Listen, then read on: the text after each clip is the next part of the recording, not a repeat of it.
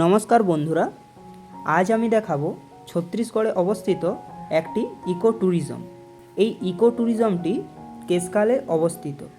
ছত্তিশগড়ের রায়পুর থেকে কেশকালের দূরত্ব প্রায় 170 কিলোমিটার মতো এবং এই কেশকাল থেকে প্রায় 4 কিলোমিটারের দূরে রয়েছে টাটামারি ইকো ট্যুরিজম।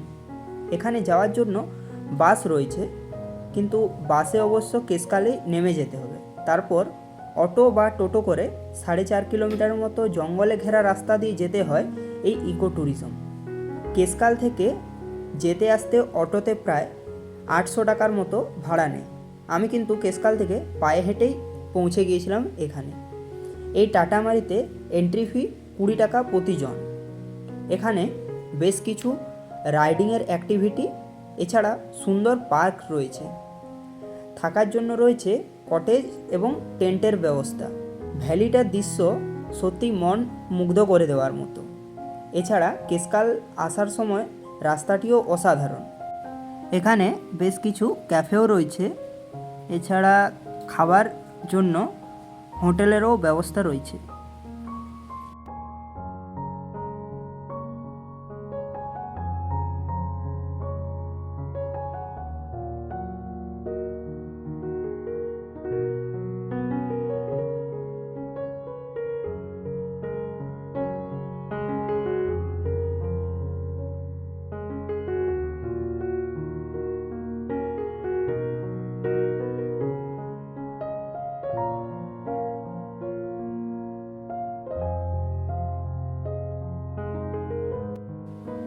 তাহলে আজকের মতো ভিডিও এতটাই।